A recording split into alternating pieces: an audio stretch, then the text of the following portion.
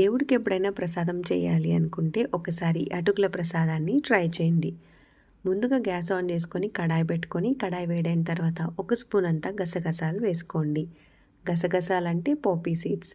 So గసగసాలని వేసుకున్న తర్వాత కొంతమంది గసాలని కూడా అంటారు.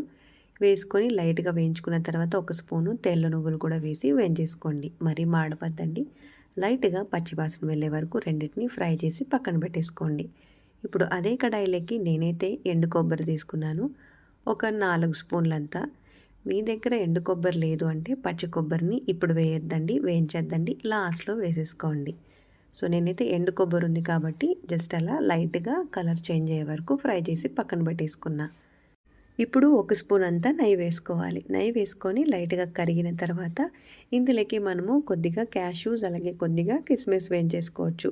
మీరు కావాలంటే ఇలాచీ కూడా యాడ్ చేసుకోవచ్చు, లేదా వేరే డ్రై ఫ్రూట్స్ కూడా వేసుకోవచ్చు. ఇంకా రుచిగానే ఉంటుంది.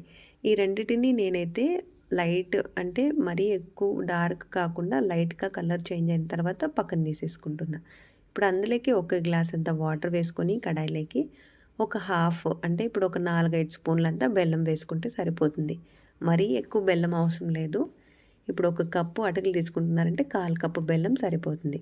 ఇక్కడ నేను ఒక కప్పు అటుకులు తీసుకున్నాను. ముందుగా మనం ఫ్రై చేసి పెట్టుకున్న క్యాష్యూ, కిస్మిస్ అలాగే పోపీ సీడ్స్, సెసమి సీడ్స్ అన్నిటినీ ఇక్కడ వేసేసి మిక్స్ చేసేసుకోవాలి. ఇప్పుడు అన్నిటినీ అంటే ఒక బౌల్లోకి ట్రాన్స్ఫర్ చేసుకోండి. బెల్లం వాటర్ ఉన్నాయి కదా, బెల్లం వాటర్ మీరు ఫస్ట్ కొద్దిగా వేసుకోండి. వేసుకొని బాగా మిక్స్ చేసేసుకోండి. సరిపోయిందంటే మళ్ళీ వేయద్దు.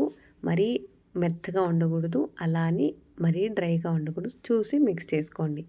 నేనైతే ఒక గ్లాసు బెల్లం వాటర్ నాకు పర్ఫెక్ట్గా సరిపోయింది. ఇప్పుడు అన్నీ వేసి ఇలా మిక్స్ చేసేసుకున్నాను.